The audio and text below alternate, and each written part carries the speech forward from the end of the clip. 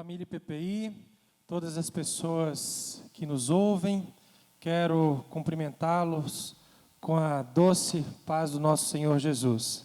Quero dizer para todos os irmãos que, apesar das circunstâncias adversas, que é um motivo de muita alegria estarmos aqui reunidos para poder louvar o nosso grande Senhor Jesus.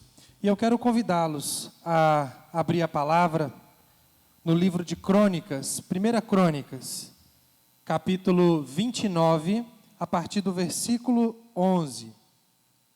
1 Crônicas 29, 11, que diz assim: Teu Senhor é o poder, a grandeza, a honra, a vitória e a majestade, porque teu é tudo quanto há nos céus e na terra. Teu Senhor é o reino, e tu te exaltaste por chefe sobre todos. Riquezas e glória vêm de ti, tu dominas sobre tudo, na tua mão há força e poder. Contigo está o engrandecer e a tudo dar força. Agora, pois, ó nosso Deus, graças te damos e louvamos o teu glorioso nome. E é esse santo Deus que está sentado no trono do universo que eu convido a todos, mesmo em casa, a curvar as nossas frontes e elevarmos os nossos pensamentos ao nosso Deus. Fechemos os nossos olhos e vamos orar. Grandioso Deus, graças te damos, ó Pai, por este momento maravilhoso, no qual podemos, ó Deus, nos colocar diante do Senhor, diante do teu trono de glória e prestar louvores ao Senhor. Graças te damos também, ó Pai, porque podemos nos achegar ao Senhor, ó Pai, e reconhecer, ó Deus, colocar diante do Senhor todos os nossos pecados, ó Pai, porque sabemos que somos pecadores, sabemos que nada somos, mas graças ao nosso Senhor Jesus é possível estar diante do Senhor nesta noite. Por isso nós nos colocamos agradecidos e pedimos ao Senhor que nos perdoe, ó Deus, perdoe os nossos pecados e receba agora, nesse momento, a nossa adoração, o nosso louvor, para a honra e glória do Senhor. Em nome do nosso Senhor Jesus, que nós oramos agradecidos por tudo. Amém. Vamos louvar o nosso Senhor. Brilho celeste, enche a minha alma, glória do céu. Aleluia, sigo cantando, dando louvores, pois Cristo é meu. Vamos louvar ao Senhor.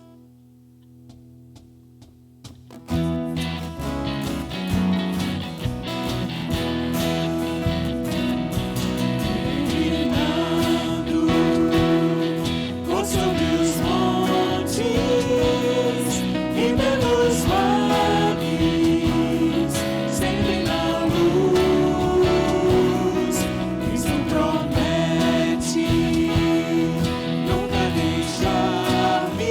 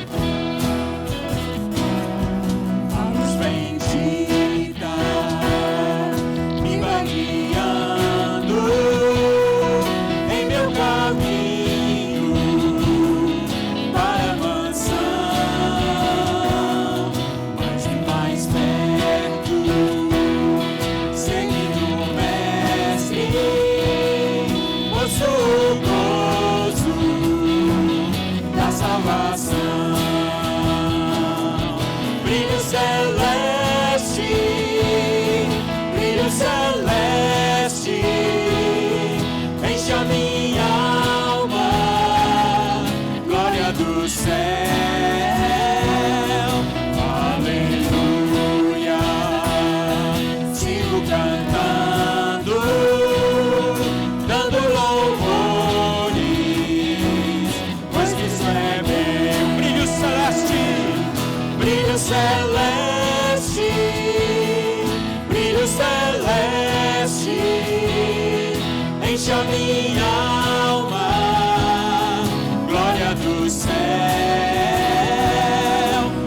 aleluia.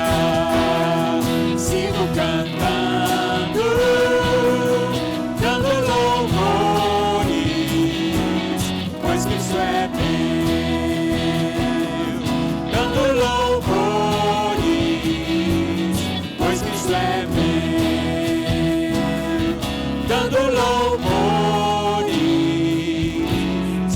pois Cristo é meu.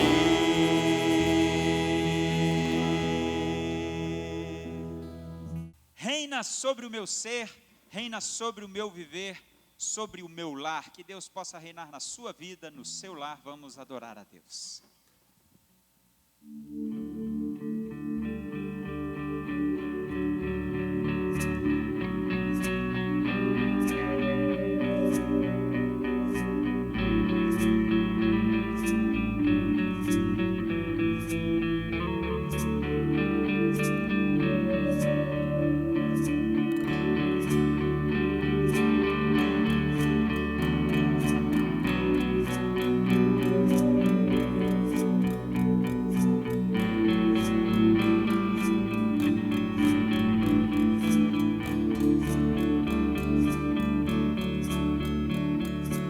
Reina sobre o meu ser, reina sobre o meu viver e sobre o meu lar. És o autor da criação, o motivo da canção que estou a cantar. És a vida, és a glória, o Cordeiro de Deus, Pai, o pão vivo, sangue puro, a estrela da manhã.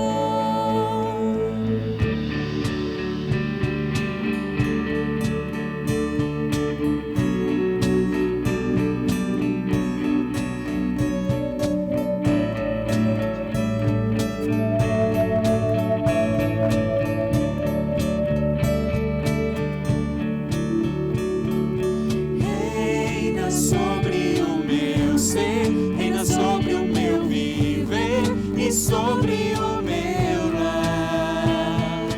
És o autor da criação, o motivo da canção que estou a cantar. Essa vida, essa glória, o Cordeiro de Deus, Pai, o pão vivo, sangue puro, a estrela da manhã. És digno de glória e de louvor, Cordeiro bendito do Senhor. És digno de glória e de louvor, Cordeiro bendito do Senhor.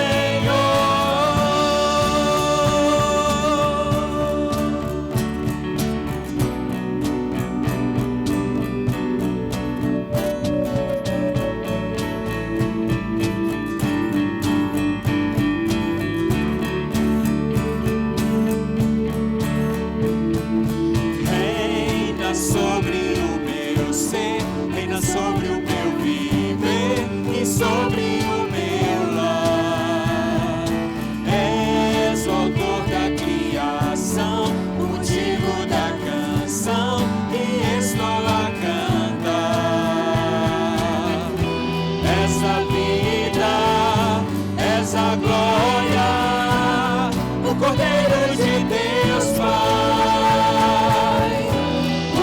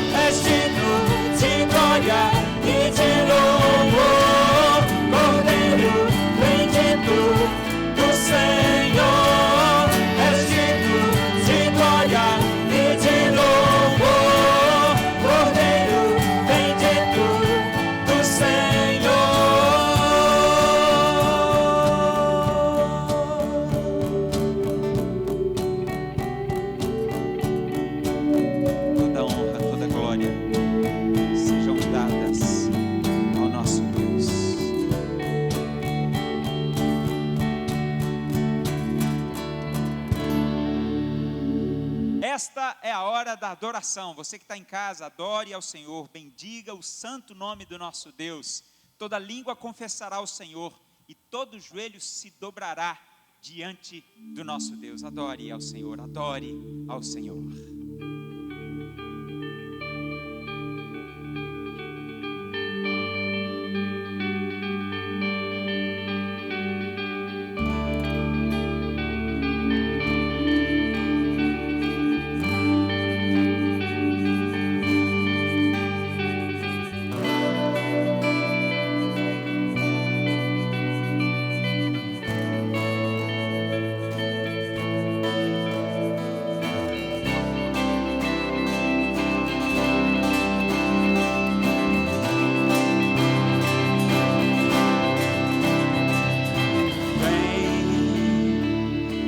Esta é a hora da adoração.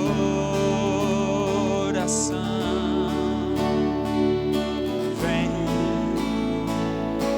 para Ele teu coração. Vem assim como estás para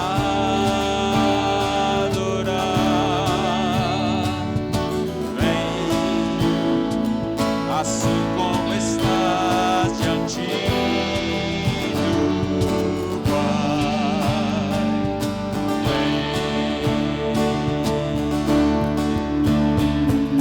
Toda língua confessará o Senhor, todo joelho se dobrará, mas aquele que a ti escolher o tesouro maior terá.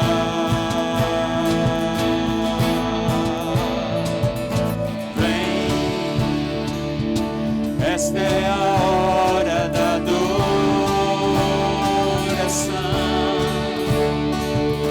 Vem, dar a Ele teu coração.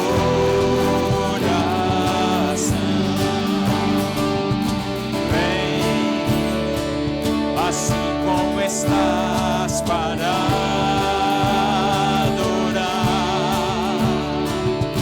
Vem, assim como estás diante do Pai.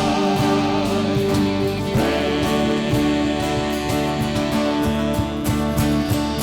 toda língua confessará ao Senhor, todo joelho se dobrará, mas aquele que a ti escolher o tesouro maior terá.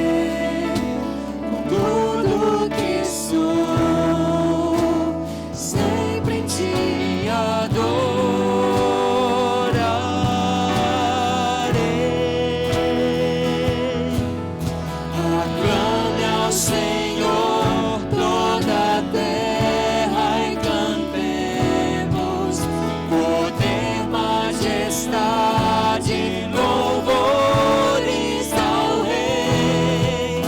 Montanhas se prostrem e rujam os mares ao som de teu nome. Alegre-te, louco, por teus grandes feitos, Senhor. feitos. Firmado estarei, sempre te amarei. Incomparáveis são tuas promessas pra mim.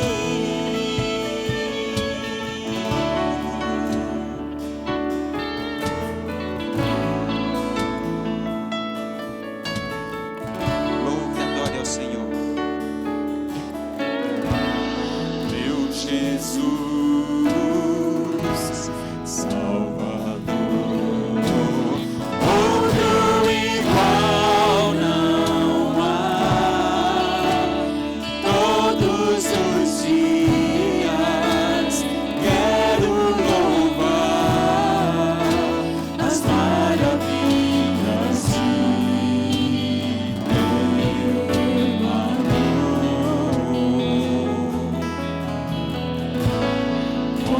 consolo,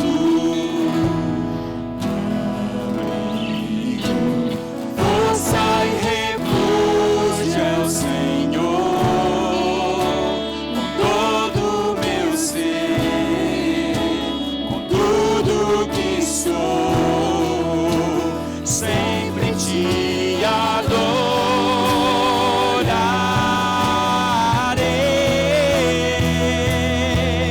Aclame ao Senhor toda a terra e cantemos poder, majestade, louvores ao Rei. Montanhas se prostrem e rujam os mares ao som de teu nome. Alegre-te, louco, por teus grandes feitos. Firmado estarei, sempre te amarei. Incomparáveis são tuas promessas pra mim.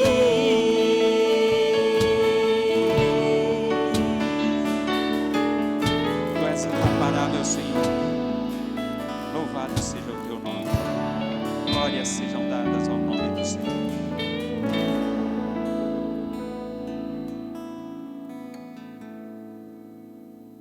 Boa noite, meus irmãos, irmãs da IPPI, você que está em casa, um prazer ter você conosco mais uma vez. Nós já cantamos louvores a Deus, estamos aqui nessa noite para continuar, estamos louvando a Deus, né, adorando o nome dEle, mas agora com a leitura da palavra, a exposição da palavra.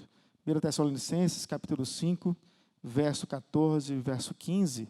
Quero convidá-los para que abram as suas Bíblias, nós vamos ler esses dois versículos. O texto diz assim: exortamos também, irmãos, a que admoesteis os insubmissos, consoleis os desanimados, ampareis os fracos, e sejais longânimos para com todos. Evitai que alguém retribua a outrem mal por mal, pelo contrário, segui sempre o bem entre vós para com todos. Vamos orar? Convido você a baixar sua cabeça, fechar seus olhos. Nós vamos ter mais esse momento de oração. Ó Deus, queremos te pedir que o Senhor fale aos nossos corações nessa noite, que o Senhor tenha misericórdia das nossas vidas. Em nome de Jesus que nós oramos, te pedimos e te agradecemos por tudo que o Senhor tem feito por nós. Em nome de Jesus, amém. Você sabia que existem 5 tipos de pessoas na igreja? Onde nós nos relacionamos com esses 5 tipos de pessoas. É isso que Paulo fala aqui na sua carta aos Tessalonicenses. Ele diz assim no verso 14: exortando-os também, irmãos, a que admoesteis. Aí ele começa a descrever, então, esses 5 tipos de pessoas. E eu quero dizer para você que está me ouvindo, você que está em casa, você que está aqui na igreja, que você, de repente, pode ser um tipo dessa pessoa, um desses tipos. E é bom nós nos identificarmos aqueles que convivem conosco também. Paulo, então, ele nos ensina como que nós devemos lidar com essas pessoas, como que nós devemos abordá-las, como que nós devemos conviver com elas como igreja. E no caso específico, nessa pandemia, né, Marcelo, como nós podemos conviver com as pessoas que estão na nossa casa, porque às vezes esses 5 tipos estão presentes também na sua casa. Você que está encastelado, nós estamos vivendo esse momento de quarentena, esse momento de encastelamento social. E antes de nós entrarmos no texto, eu quero pensar em 3 verdades que nós podemos extrair, né, desse texto que nós lemos nessa noite. Em primeiro lugar, não há espaço, presta atenção nisso, no Evangelho, para uma religiosidade sozinha, intimista. Em outras palavras, nós somos chamados à comunhão dos santos. Tanto é que as pessoas hoje, nesse período de quarentena, né, Sam, estão desejosas de vir à igreja, no sentido de estarem juntos em comunhão. Você está em comunhão em casa, você que está me ouvindo aí, mas você não tem desejo de vir aqui? Estar com os irmãos, e não somente de estar, mas de abraçar, de conviver, de voltarmos a termos a nossa escola dominical, junto com os irmãos, voltarmos a estarmos aqui presentes, né, para tomarmos café juntos, como nós fazíamos antes. Esse é o nosso desejo. Então, essa relação de igreja, ela é para ser vivida em comunhão. Não existe espaço no Evangelho para uma religiosidade sozinha, para uma religiosidade intimista, e nem para uma religiosidade como nós estamos vendo hoje em família. Muitas pessoas estão convivendo em família só. Tirando esse período de quarentena, muitos crentes optaram por viver uma vida intimista, familiarmente falando. Isso não é o que a Bíblia nos ensina. A Bíblia nos ensina a termos contato com os irmãos, com todas as pessoas e de todos os tipos também. Em segundo lugar, a segunda verdade que nós podemos extrair desse texto é que devemos lembrar que todos nós estamos em processo e que fomos chamados e que fomos salvos, mas estamos ainda vivendo um já e um ainda não. Você já foi salvo, você já foi regenerado, mas você ainda não é totalmente salvo, você ainda não é totalmente mudado e totalmente transformado. Em outras palavras, nós todos estamos em processo. Ninguém é perfeito. Então, as pessoas que convivem com você na igreja, elas não são perfeitas. Apesar de serem crentes, temerem a Deus, amarem a Deus. E lembrando, para você e para mim, você também não é perfeito. Eu não sou perfeito. Então, em primeiro lugar, não é para nós vivermos uma religiosidade intimista. Em segundo lugar, nós temos que lembrar sempre que somos imperfeitos e estamos em processo de mudança. Isso tem a ver com seus filhos, que estão em processo de mudança, eles não são perfeitos. Isso tem a ver com seus pais, não são perfeitos também. Isso tem a ver com seus irmãos de sangue, eles não são perfeitos. Isso tem a ver com sua sogra, isso tem a ver com seu sogro, isso tem a ver com pessoas que convivem com você e com seus irmãos de igreja também. Em terceiro lugar, terceira verdade que nós podemos tirar do texto, é que todos nós somos responsáveis uns pelos outros, espiritualmente uns pelos outros. Paulo diz assim, verso 14, exortando-vos também, irmãos, a quê? Ele diz assim, olha, o papel de ajudar os irmãos é nosso. Não é só de uma elite, não é só dos presbíteros, do conselho, não é só da ajuda diaconal, dos professores. O nosso papel de ajudar, ele pertence a você e pertence a mim, a todos nós. Então, presta atenção, você tem uma participação importantíssima em ajudar o seu irmão nesse crescimento cristão que ele tem que ter. Se nós somos imperfeitos, estamos em processo, nós precisamos ajudar uns aos outros. Essa é a ideia do texto. E Paulo identifica, então, 5 tipos de crentes que viviam ali em Tessalônica. E ele fala, então, olha, vocês que convivem na igreja, vocês que são da igreja, vocês têm que ajudar uns aos outros. Como que vocês ajudam uns aos outros? Vocês têm que aprender a abordar esses irmãos, a identificar esses irmãos em primeiro lugar e depois abordá-los.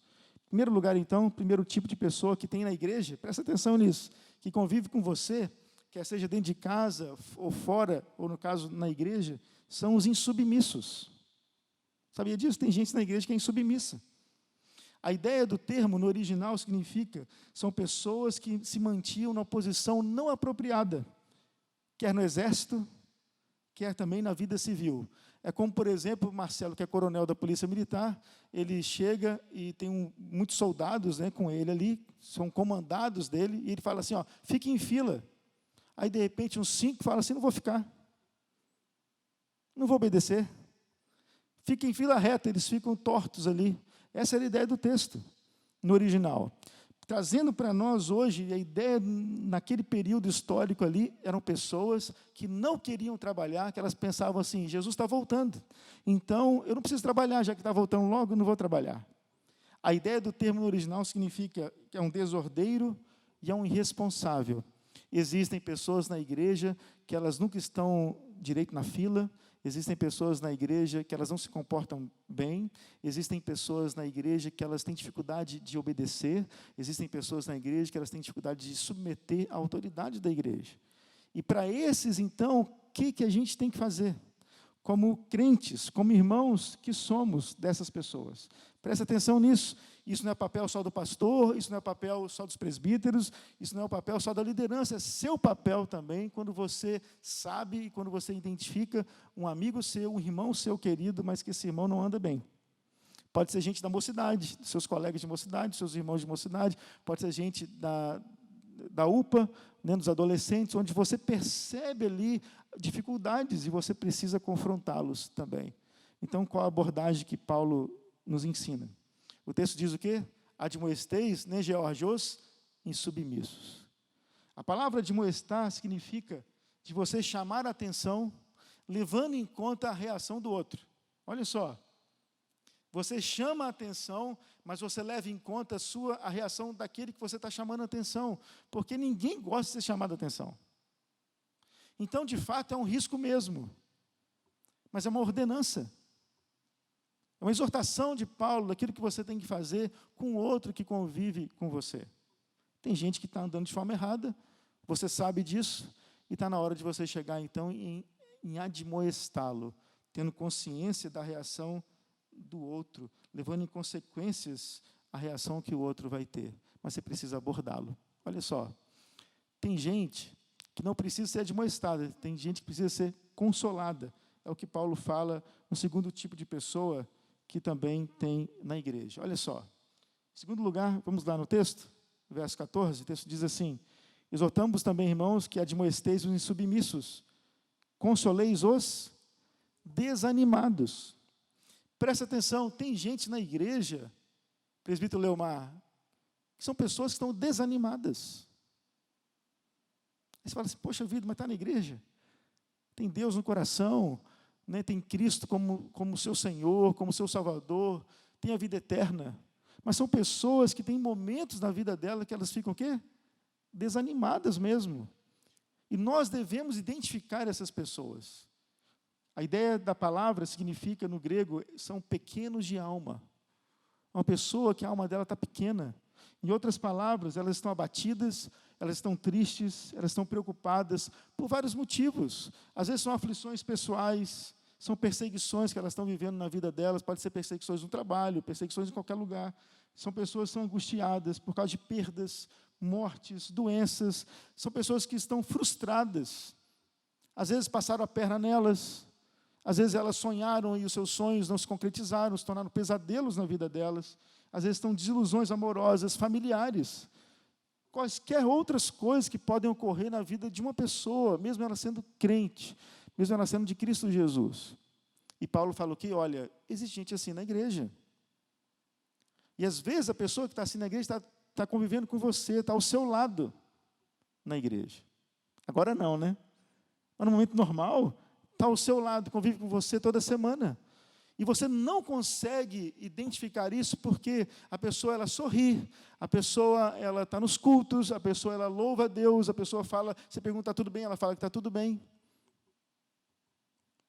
Mas às vezes nós precisamos entender essas pessoas. E olha só que interessante, o texto fala assim, como você deve abordá-las. Para o que está desanimado, você não deve admoestá-lo. Você vai destruir o outro, se você admoestar quem está desanimado. Por exemplo, fica bem, crente não fica ruim, crente não entra em depressão, crente não fica triste. Quem disse isso? O texto fala, tem gente desanimada. E como que você, então, aborda uma pessoa que ela está desanimada? Paulo fala o seguinte, a ideia de você identificar uma pessoa que está desanimada, você tem que fazer o quê? Consolar. Consoleis os desanimados. A palavra significa você se colocar do lado do outro, num relacionamento amigável, num discipulado, é você dar o ombro para o outro. Tem momentos, meus irmãos, que aqueles que convivem conosco, presta atenção, eles não têm que ouvir uma palavra admoestativa, eles não têm que ser exortados, eles não têm que ser provocados, eles têm que ser consolados. Onde você não vai falar nada às vezes.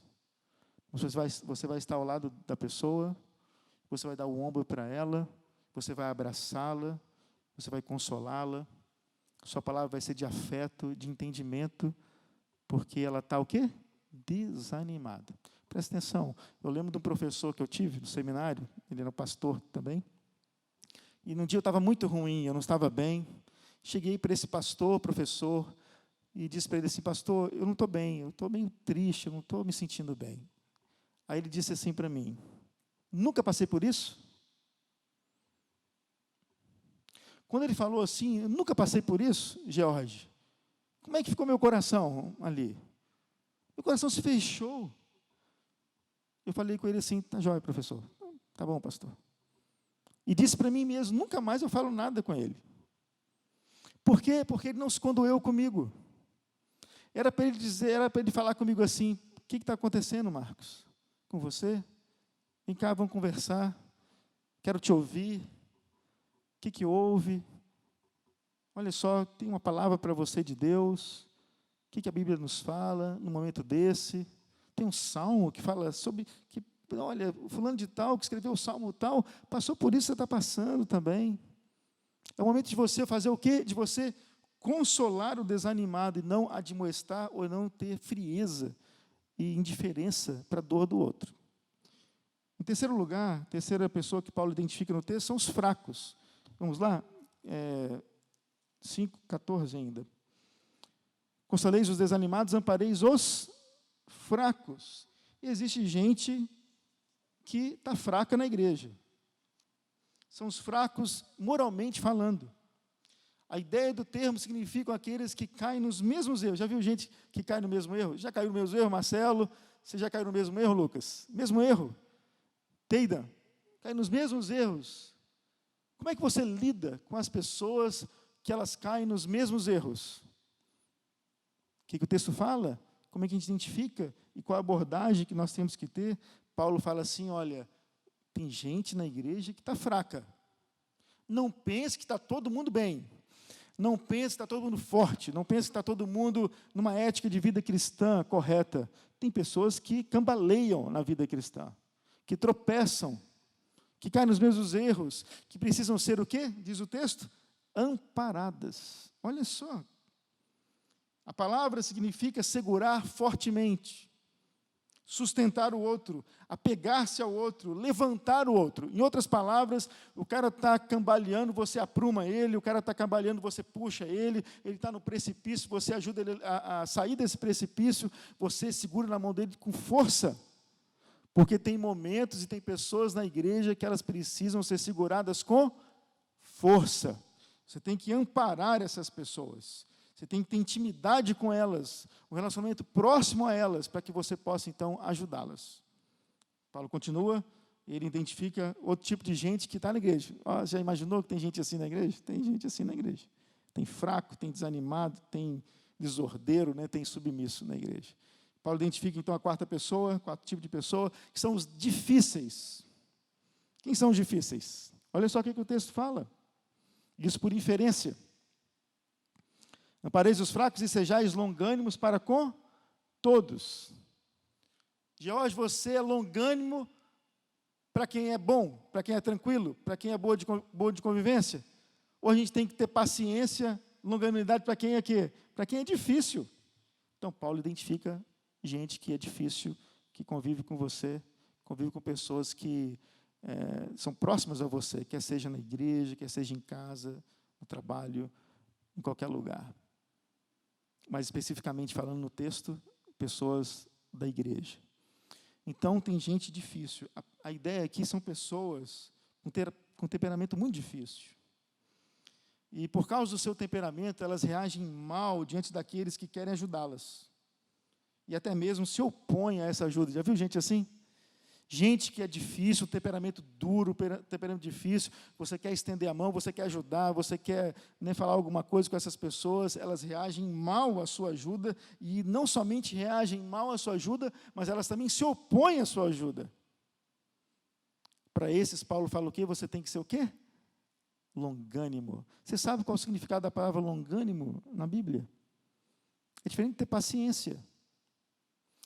Nos Jogos Olímpicos, no mundo greco-romano, havia uma competição de mergulho.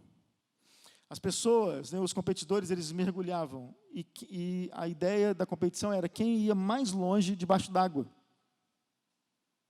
Então, a pessoa ia debaixo d'água e, de repente, ela tinha vontade, ela estava já querendo sorver o ar, estava debaixo d'água, e ela, então, falava assim para ela mesma: não, eu vou mais 5 metros. A ideia é fôlego profundo. A palavra longanimidade significa fôlego profundo. Qual é o resultado disso? Fôlego profundo, a longanimidade é quando a paciência acaba. Essa é a ideia. Então, olha só, quando sua paciência acaba, aí você tem que ser o quê? Longânimo, um fôlego profundo. Bonito demais isso. Então, para o difícil, chega a me arrepiar, um arrepio, para você que está me ouvindo em casa, um arrepio calvinista, tá bom? Você, então, você lida com aquele que é difícil, com temperamento difícil, você lida com longanimidade, com fôlego profundo, quando sua paciência acaba. E o que significa você ser paciente? A pessoa paciente, ela suporta as aflições que os outros impõem à vida dela. Ela tem longanimidade, ela tem um fôlego profundo, ela dá outra face, ela anda a segunda milha, ela estica a graça para essa pessoa, porque ela está cheia do Espírito Santo de Deus, então ela pode ser longânima, que é fruto do Espírito isso. A longanimidade, ela não vem de nós mesmos, às vezes dá vontade de a gente socar, não é verdade? Às vezes dá vontade de a gente responder de forma dura, dá vontade de a gente responder de forma ríspida, dá vontade de a gente colocar a pessoa no lugar dela. Já teve vontade disso, de colocar a pessoa no lugar dela? Mas a Bíblia fala assim, olha, seja longânimo. Por quê? Porque Deus é muito longânimo para conosco. Para com o nosso temperamento difícil. Todos nós somos difíceis para com Deus. Paulo identifica uma quinta pessoa, para a gente terminar. São os vingativos. Tem gente vingativa na igreja. Vamos lá, verso 15. Evitai que alguém retribua a outrem mal por mal. Pelo contrário, segui sempre o bem entre vós e para com todos. Evitai que alguém retribua a outrem mal por mal. São os vingativos. A palavra significa aqueles que dão vazão à sua carne, à sua velha natureza, e falam assim: comigo bateu, levou. Comigo ninguém pode. Eu não levo desaforo para casa. Eu sou assim mesmo. Eu não vou deixar que as pessoas elas montem em mim. E elas convivem assim, e elas vivem assim. Aí o texto, Paulo fala assim, tem gente assim mesmo, tem gente assim na igreja. As pessoas precisam crescer. E como é que você lida com essas pessoas? Vocês têm que ajudá-las. Você fala o que com elas? Você diz assim, e você aborda essas pessoas, e você evita que elas retribuem mal por mal. Você as confronta, e você faz com que elas vejam que elas não podem responder e agir dessa forma. Você tem que ajudá-las. Você tem que abordá-las dessa maneira. Olha só, o vingativo, ele aplica a justiça pelas suas próprias mãos. O vingativo é o toma lá, dá cá. E nós, como crentes, nós devemos ajudar essas pessoas para que elas não ajam assim, para que elas confiem em Deus, para que nós tenhamos paz com todos. Abra sua Bíblia, por favor, para nós terminarmos, lá em Romanos, capítulo 12. Carta de Paulo aos Romanos, capítulo 12.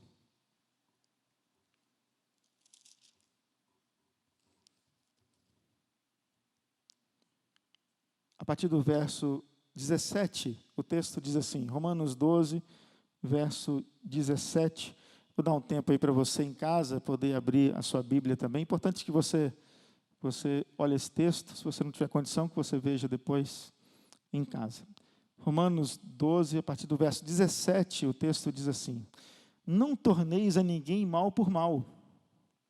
Esforçai-vos por fazer o bem perante todos os homens. Como que você deve agir, então, com o vingativo? Você deve falar com ele assim, ó, não torne ninguém mal por mal. Verso 18, se possível, quando depender de vós, tende paz com todos os homens. Aquilo que depender de você, você tem que se dar bem com todo mundo. Tem pessoas que você não consegue se dar bem por causa delas, né, Jorge? Mas se depender de você, você tem que ter paz com elas. Verso 19, não vos vingueis a vós mesmos, amados, mas dai lugar à ira, porque está escrito. Esse dai lugar à ira não é a sua ira. Dai lugar à ira aqui é a ira de Deus, porque Deus é justo. A ira dele é uma ira justa. É uma ira que é aplicada de forma coerente, de forma justa. O texto continua, não vos vingueis a vós mesmos, amados, mas dai lugar à ira, porque está escrito, a mim pertence a vingança, eu é que retribuirei, diz o Senhor. A vingança pertence a Deus. Quem vai retribuir a injustiça, quando você sofre injustiça, é Deus. Você não tem que ser vingativo. Essa é a ideia de você abordar a pessoa que é vingativa. Olha, entregue tudo a Deus, porque Ele vai fazer justiça por você. Verso 20. Pelo contrário, se o teu inimigo tiver fome, dá-lhe de comer. Se tiver sede, dá-lhe de beber, porque fazendo assim, amontoarás brasas vivas sobre a sua cabeça. A ideia de amontoar brasas vivas sobre a cabeça do outro é você trazer vergonha ao outro, por causa da sua bondade. Aconteceu isso já com você? Onde você tratou o outro com bondade, ele ficou com vergonha, por causa da sua bondade. Verso 21, para a gente terminar, não te deixes vencer do mal, mas vence o mal com o bem. Então ensine, mostre para o vingativo que não vale a pena se vingar.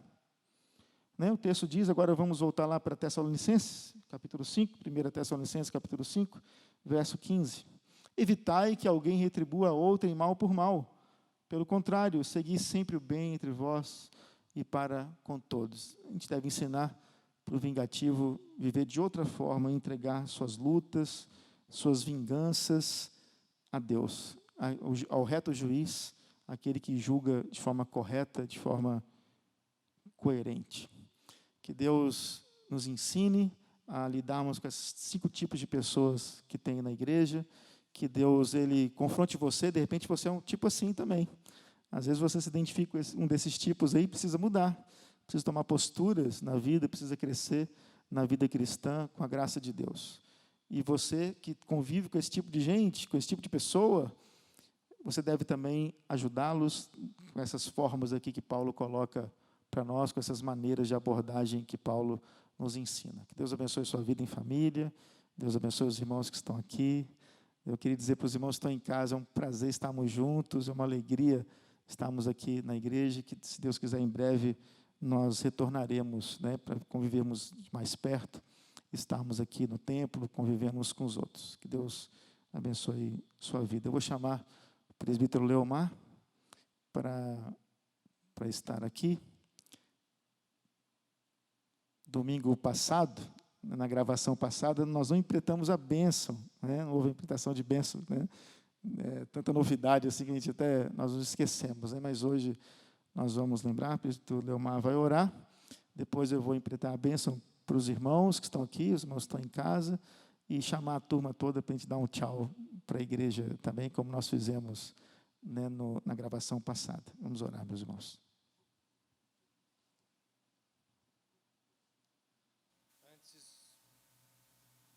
Antes de orarmos, somos gratos pela palavra ministrada ao coração, palavra que nos sustenta, palavra que nos alimenta. E também somos gratos pelo milagre do nosso Deus na vida da IPPI. Em períodos difíceis que nós vivemos, nós vemos a poderosa mão do nosso Deus movendo sobre a vida dos irmãos. Deus da providência que tem sustentado. E somos gratos também pela fidelidade dos irmãos nos dízimos, nas ofertas. E a nossa oração é que o Senhor continue nos sustentando e nos segurando nas suas poderosas mãos e nos dando aquilo que necessitamos. Oremos, meus irmãos. Grandioso Deus, nós te louvamos, ó Pai, porque o Senhor tem nos alimentado através da Tua palavra, o Senhor tem nos sustentado, o Senhor tem nos guiado, e o Senhor, ó Deus, tem realmente aberto as janelas dos céus e derramado bênçãos sem medida sobre a vida dos Teus filhos. Somos gratos por tudo que o Senhor tem feito, ó Pai, e pedimos que o Senhor continue tendo misericórdia de nós, ó Pai. Que o Senhor possa visitar cada um dos nossos irmãos, que o Senhor, ó Deus, possa continuar sendo Deus da providência, indo de contra a necessidade de cada um, e também, ó Deus, nos usando como igreja, ó Pai, para abençoar aqueles que precisam de nós. Aqueles, ó Deus, que porventura estão desempregados, que o Senhor possa alargar as fronteiras, abrir portas, ó Deus, que o Senhor possa sustentar a cada um nesses momentos que passamos, ó Pai. Muito obrigado por tudo que o Senhor tem feito, ó Pai. Em nome do nosso Senhor Jesus Cristo, nos dê uma ótima semana, coberta pelo Teu grandioso amor. Em nome de Jesus, amém. Meus irmãos, antes de nós enfrentarmos a bênção, eu queria só dar um aviso para os irmãos. Essa semana é semana de oração.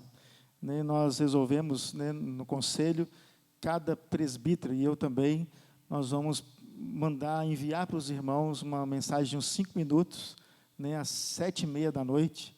Os irmãos se reúnem, então, em família, reúnam seus entes queridos, ouçam e vejam essa breve mensagem dos presbíteros. Cada dia vai ser um presbítero e o pastor também, e nós vamos, então, estar nessa reunião de oração. Nós vamos enviar os pedidos de oração também para os irmãos, nós vamos clamar a Deus pelas nossas vidas, clamar a Deus pelo país, pelas famílias, pelas nossas casas, e vamos clamar a Deus pelos pedidos de oração que serão enviados também. Então, façam isso, tá bom? Cada dia, 7h30 da noite, reúna a sua casa, vamos orar juntos, por nós mesmos, interceder uns pelos outros. Que Deus te abençoe muito. Quero convidar você que está aqui, que fique de pé agora, nesse momento. Você que está em casa também, se você desejar assim, ficar de pé, nós vamos emprestar a bênção para os irmãos. Recebei a bênção, irmãos. Que a graça do nosso Senhor Jesus Cristo, o amor de Deus, nosso Pai Celestial, a comunhão e as consolações do Espírito Santo do nosso Deus esteja sobre todos nós. Que estamos aqui na igreja, aqueles que estão em casa também, todo o povo de Deus espalhado pela face da terra. Que dele é o poder, a honra e a glória pelos séculos dos séculos.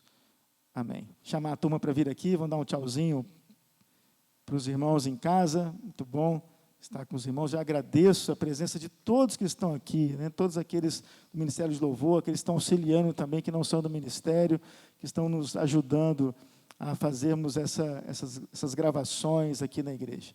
Dá tchau aí para a turma. Vamos lá, meus irmãos, dar uma palavra, tchauzinho para os irmãos. Fiquem com Deus.